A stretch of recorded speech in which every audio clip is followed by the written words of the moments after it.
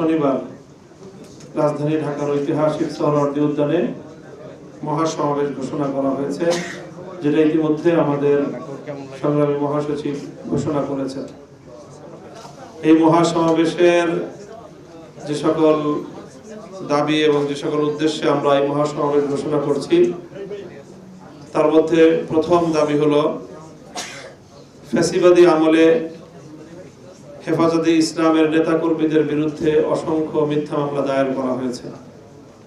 2013 সালের শাপলা চত্বরের হত্যাকাণ্ড সহ নানা সময়ে হেফাজতে ইসলামের নেতাকর্মীদের বিরুদ্ধে ফ্যাসিবাদী আমলে যে সকল মিথ্যা মামলা দায়ের করা হয়েছে, সেই সকল মিথ্যা মামলাগুলো প্রত্যাহার করত 2013 সালের শাপলার গণহত্যা এবং 2021 সালের মোদী বিরোধী আন্দোলনে হেফাজতে ইসলামের নেতাকর্মীদেরকে যে হত্যা করা হয়েছে, সেই হত্যাকাণ্ড সহ সকল হত্যাকাণ্ডের দ্রুত বিচার নিশ্চিত করার দাবি।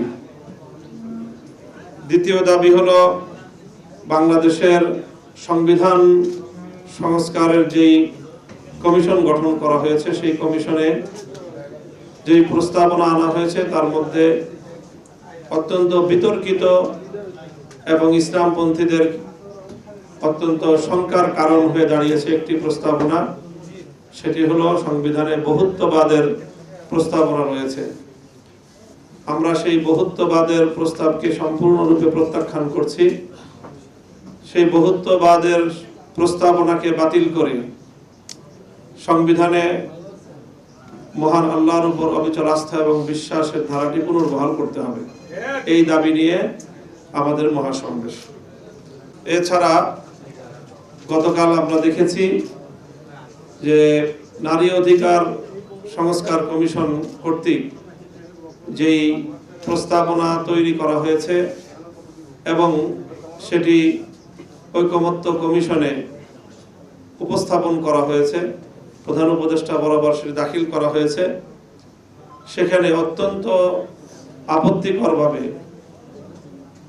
ধর্মীয় বিধিবিধান, বিশেষ করে ইসলামী উত্তরাধিকার আইন এবং ইসলামিক পারিবারিক আইনকে বাংলাদেশে নারীর প্রতি বৈষম্যের কারণ হিসেবে আখ্যায়িত করা হয়েছে।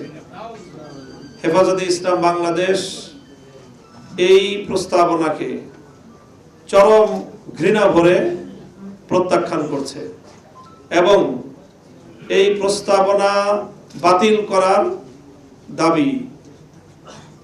শুধু এই প্রস্তাবনাই বাতিল নয়, বরং এই ধরনের বিতর্কিত, জঘন্য, ইসলাম বিদ্বেষী, ধর্মপ্রাণ মুসলমানদের ধর্মীয় অনুভূতিতে মারাত্মক আঘাতকারী, সরাসরি ইসলাম বিরোধী, কোরআন সুন্নাহর সাথে সাংঘর্ষিক এমন ন্যাক্কারজনক কটাক্ষপূর্ণ প্রস্তাবনা দেওয়ার কারণে এই কমিশনকে বাতিল করার দাবি করছে।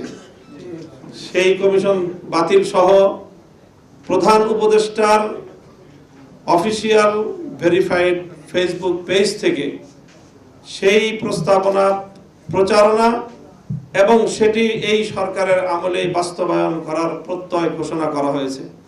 আমরা সেই ঘোষণারও প্রত্যাহার দাবিতে আগামী 3রা মে মহাসমাবেশ করব। যদি 3 তারিখের আগে এই ঘোষণা, প্রধান উপদেষ্টার কার্যালয় থেকে ঘোষণা প্রত্যাহার এবং নারী অধিকার কমিশনের প্রস্তাবনাকে প্রত্যাহার এবং এই ধরনের ধর্মকে কটাক্ষপূর্ণ, ইসলামকে কটাক্ষপূর্ণ এই প্রস্তাবনা দেওয়ার দায়ে এই কমিশনকে যদি বাতিল না করা হয়, পরবর্তী 3 তারিখের 3রা মের মহাসমাবেশ থেকে হেফাজতে ইসলাম বাংলাদেশ পরবর্তী কর্মসূচি ঘোষণা করবে। চতুর্থ দাবি থাকবে ভারতে মুসলমানদের উপর যে অব্যাহত নির্যাতন চলছে, বিশেষ করে ওয়াকফ আইন সংশোধনী 2025 চরম বিতর্কিত যে বিল পাশ করা হয়েছে, সেই বিল বাতিল করার জন্য ভারত সরকারের প্রতি দাবি এবং সেটা দাবি বাস্তবায়নের জন্য বাংলাদেশ সরকারকে যথোপযুক্ত পদক্ষেপ গ্রহণ করার দাবি থাকবে। সেই সাথে ফিলিস্তিনের গাজায় বর্বর জায়নবাদী ইসরায়েল কর্তৃক গণহত্যা পরিচালনার বিরুদ্ধে আমাদের প্রতিবাদ এবং সেই গণহত্যা বন্ধে বিশ্ব সংস্থাগুলোকে, বিশ্ব নেতৃত্বকে এগিয়ে আসার উদাত্ত আহ্বান সহ এই সকল দাবি নিয়ে আগামী ৩রা মে রাজধানীর সোহরাওয়ার্দী উদ্যানে সকাল ৯টা থেকে হেফাজতে ইসলাম বাংলাদেশের আহ্বানে মহাসমাবেশ ঘোষণা করা হয়েছে।